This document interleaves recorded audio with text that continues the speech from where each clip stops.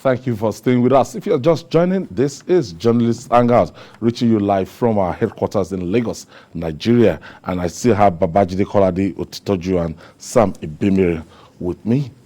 Now, from screening of its presidential aspirant to President Buhari's desire to be allowed to pick his successor for 2023, the ruling All Progressive Congress, APC, gave Nigerians so much to talk about. But one of the APC presidential aspirants, Senator Rochas Okorocha, who participated in the screening after a running battle with the Economic and Financial Crimes Commission, EFCC, will be joining us on the program for some insight on these issues. Jide, Rochas Okorocha, and Sam, we saw what happened with the EFCC. I thought that was going to even affect the screening, and thank God he was able to perfect his bail condition on time to attend the APC screening. It would have been misinterpreted and catastrophic if they had stopped him. Yes, missed the screening. People have said, oh, they didn't want him to win. This is politically motivated and all that. So it's a good thing that he perfected his bail conditions and was able to join the others to do screening. So it's a good development. So, yeah, absolutely. I agree with you. It's a very positive development. We don't really want to have insinuations about some players within our political space being hounded, so to say. So Okorocha has his opportunity, and we would like to hear him speak to us and to the rest of Nigerians as to what may have transpired in the course of his travels. Okay, I think he's with us now. We have the former governor of Imo State, Senator Rochas Okorocha, joining us. Thank you for joining us, Owele. Thank you, Ayo. Now, Otitoju, thank you. Thank you. I agree to my governor, my governor. My people, my people. Now, Senator Okorocha, now, why have you been having this cat and mouse game with the EFCC?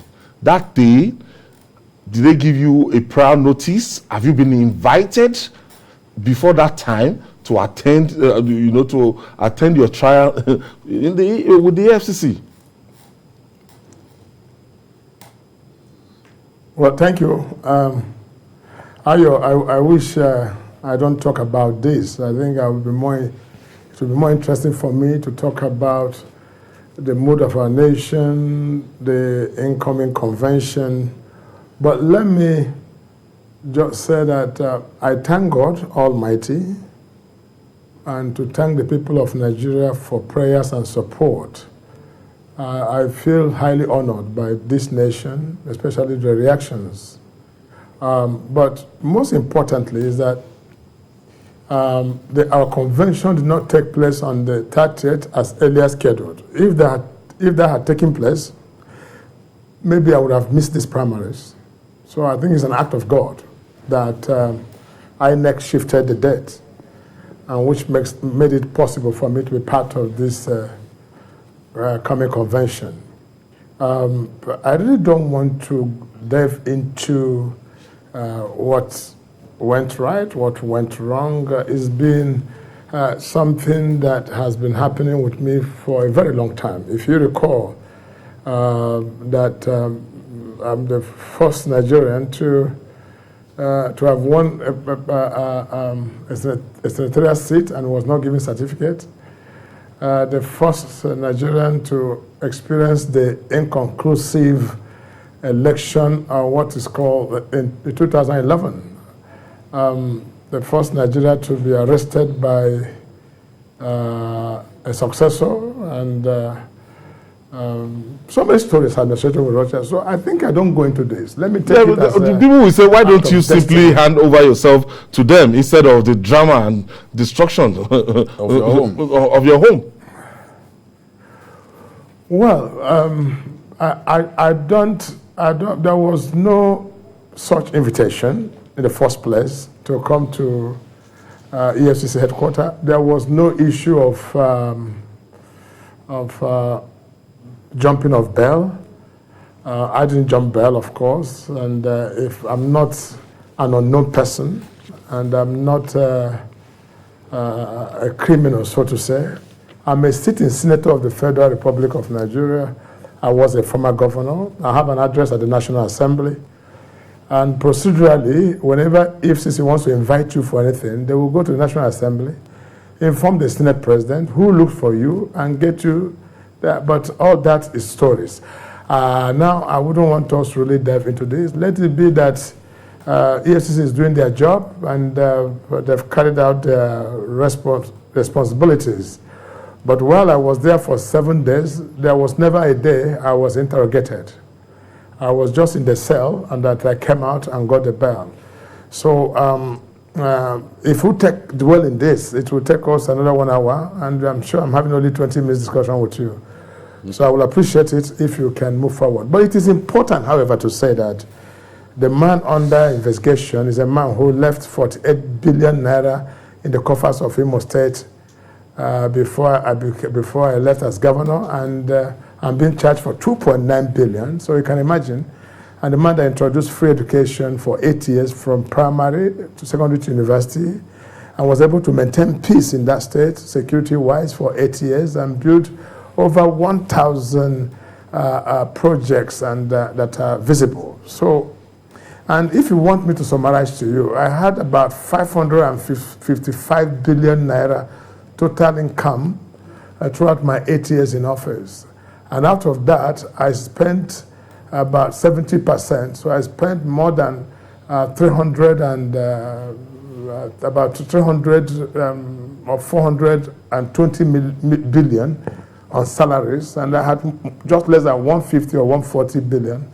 And that's International Cargo Airport. That's the 546 schools, 27 hospitals, leaving 48 billion behind, and I owed no bank till I left. So is but you know, EFCC, once there is a petition, there must be an investigation. And if the man that succeeds you wants to make life unbearable, he keeps throwing papers anywhere, and people EFCC must investigate.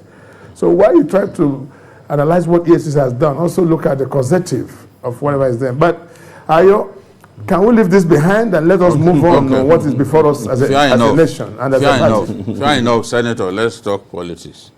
You eventually were able to go through screening for the presidential primaries of your party, which must have been a great relief to your supporters. How did that screening go? It went well. Screening went well, and I arrived there at about 10:30, and the chairman had folded his files to leave when I just made a sudden appearance. Oh, so 10:30 p.m. I don't know what would have been if I had missed it. But I thank God that I was able to make the screening, and I took out time to share my vision with the party, and I think they quite appreciated my presence. It went well, I would say, and I think I'm the last to be screened for this particular office. Now, the APC primary is a star-studded cast. How do you rate your chances in spite of all that you've been through? It's not really about rating now. It is about what the party must do to succeed, devoid of sentiments. Now, our plans would have been different if PDP had not brought a candidate that they brought. So we have to re-strategize and see how we can defeat the PDP in this election. You see, APC primary is not the final election.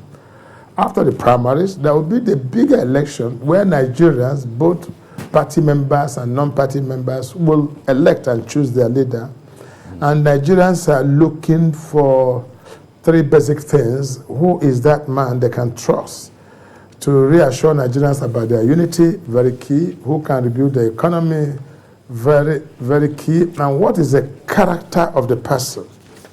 Because none of these aspirants now is a newcomer to the nation. We all know everybody's behavior. We know who they are. In fact, anybody that is not known by Nigerians by now ought not to be in the field talking about what he will do. So Nigerians already know us. The delegates already know us. What you should be worried about is that if there will be interferences with the delegates for the primaries, if the delegates are allowed to choose whoever they want, then we're going to get it right.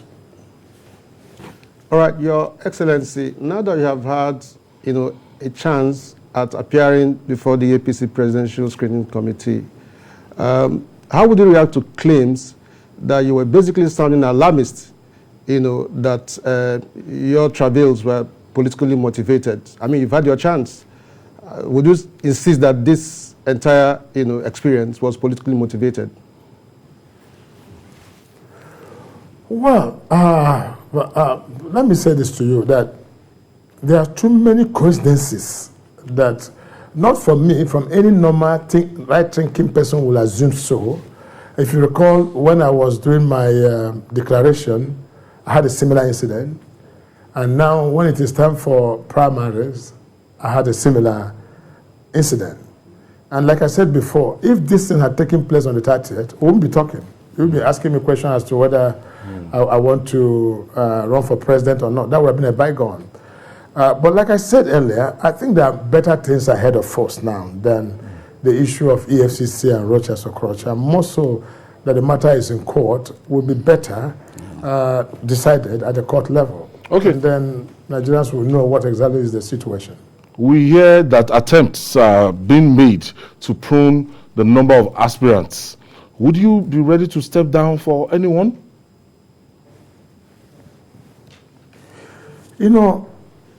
What I really don't like is a gentleman waking up in the morning after consulting his family and friends and folks, and you pick 100 million form or 40 million form in the case of PDP, and only for you to go to the stage and step down. It means that either the form was bought for you ab initio, or you never intended to run. You had no vision to run. But if it is a consensus where we all come together and people say, listen, this is the reason why I think I'm better, and the person tells you the reason for being better, and we all agree that this person should go, it's a different thing. So people sometimes buy forms as a strategic way of negotiating for ministerial position and vice president and what have you.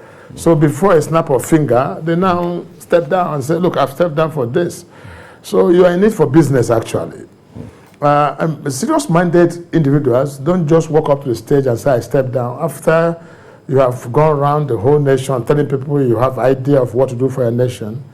But if opportunity is given where the aspirants meet each other and say, listen, this is the reason why I think this should happen, this should happen, this should happen, then if at that point you step down because somebody has convinced you of reason why is better than you, then that is fine. But people step down for different reasons. Like I always say to you, if we have 24 delegates, 24 aspirants, I think many of aspirants are in it for whatever it is that they go for. And that's how I can put it. So stepping down does not arise. But rather, if you say in the spirit of consensus and we're coming together and we'll talk, then at that point, people can say, listen, I subsume my ambition because I think this person has a better idea, or I think this will help our party to win. But what is important is, if you come up and say, listen, PDP candidate, I can't face him. He will defeat me. For the sake of our party, I step aside to let a better candidate go. That will be, people will applaud you for that. Or if you come up to say, listen, I think what I'm doing is not right. A section of the country should be able to produce the president, and I think they should be given opportunity. I feel in my conscience it's not right. Then you can step down. But if you're stepping down because you have nothing to offer to the nation, then it means that why do you waste time to go and buy the form in the first place? If you must step down, what kind of aspirant would you step down for?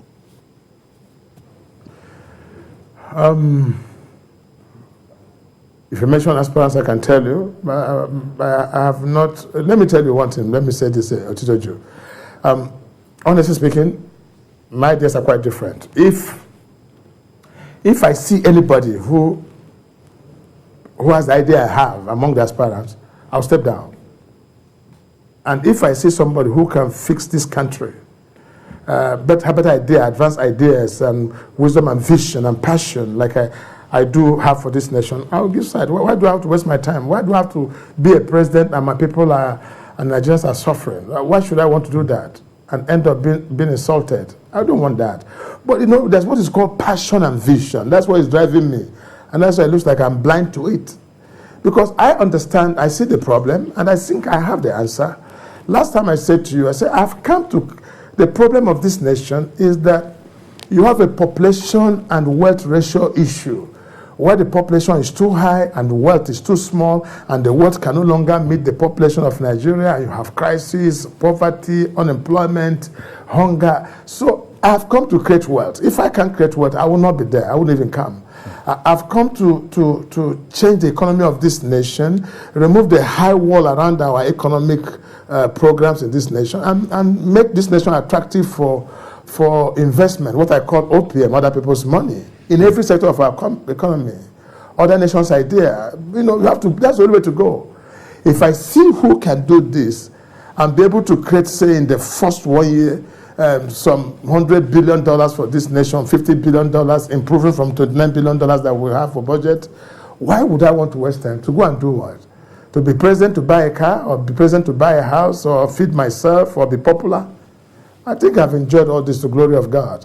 But it's this passion that keeps driving me, and I feel what people are trying to address are the symptoms. Nobody's addressing the causative, the disease of this nation. And I think I understand the disease, and I'm willing to fix it.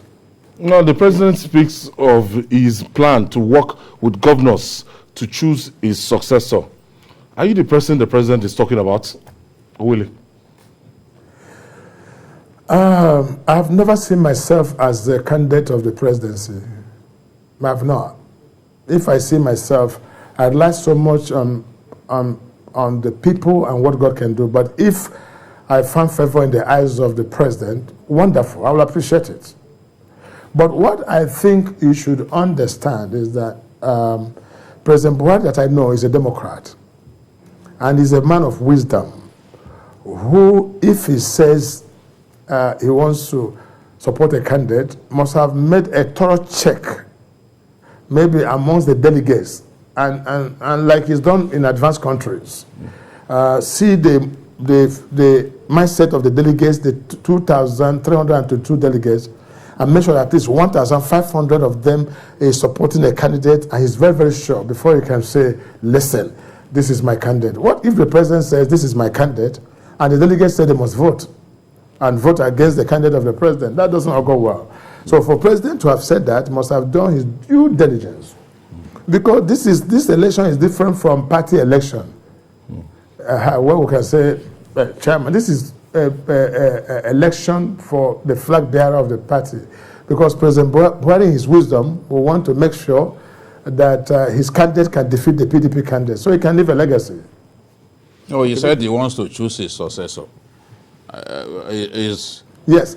Does it really make sense? He wants to choose a successor. Yes. He must have done his due diligence, his underground work. Is it the president that chooses his successor or the voter? Is it the president that chooses? The word is in Nigeria, when you try to define the legal meaning of the word choose, then we have issues. When when the president says he wants to choose his successor, could mean I want to have a say in who succeeds me. I want to nominate. I want to propose somebody, because Mr. President himself is not even a delegate. It takes the delegates to decide who becomes the presidential candidate. But when we communicate in our normal Nigerian language, people tend to take it too technically to mean, listen, I want to impose a candidate. Mr. President, I know, will not want to impose a candidate. So the words will be hammered on choose could also mean I want to choose one of them and propose to you who I think should be a better candidate and who I think can do well for our nation. Okay, Your Excellency, are you bothered that the 2023 presidential race might not be a two-horse competition between the ruling All Progressive Congress and the PDP. I ask because there's so much noise, around Kwakwanso and the NNPP and P2B and the Labour Party. Are you concerned that the 2023 race might not just be between your party and the main opposition party, the PDP? We have three types of candidates. There are those that are very wonderful in social media, and those that are very good in TVs and papers and, what is called the elitist campaign. And there are those that are grassrooted with the people. These things that you talk about even on this TVC and all the television stations, the maximum viewership you have, maybe 2-3 million that is watching this program. The real voters don't even turn to this TV. They have no light to watch the TV. So they depend on what they know about the person, the story they hear about the person, to form their opinion. So 2023 will be quite interesting. Quite interesting, I must tell you. So there will be a lot of surprises as to what people, how they will choose the leadership of this country. And when people say that PDP has gotten a candidate and all that, you mentioned about some of these great politicians, I have respect for them. But the question you should ask yourself, Ayo Otitoju, my friends, is that who is that person who can go to the north now and get votes? And what would the person tell them that he has done for the north to win their votes? Or go to the southwest, or go to the southeast? See, these are hidden factors. But propaganda in politics is too much, but does not reflect the actual realities. Now, if Rochas Okorocha tell you that if I go to the north, I will sweep vote in the north, you might not agree, but to every northerner, they see Rochas as their best bet. At least I can probably say so. We have to leave the distinguished senator. We have to leave there. Our time is fast. We have a big challenge contesting with me even in the north. Okay, so let's wish you the best of luck ahead of Monday's presidential primaries of the All Progressive Congress. Let's wish you luck and hope that you emerge as the candidate of the All Progressive Congress. We'll be here to celebrate you with you if that happens. Sam Jimmy, I will thank you. Thank you very much. Our time is fast. Thank you, Senator. Thank you, Senator. So let's wait and see. Thank you. Thank you. We wait and see. We wait and see, as they said. He has said that even in the north, he will give northern candidates problem. So, okay. Until then. All right, we have to go. And that's our package today. Join us tomorrow for another episode of the program. You can watch the repeat broadcast tonight at 11 and join us on Sunday from Journalist Hangout on Sunday from 1:30 to 3:30 p.m. We're on YouTube, youtube.com/TVC News Nigeria. I'm Ayodele Uzubaku. Bye for now and God bless Nigeria.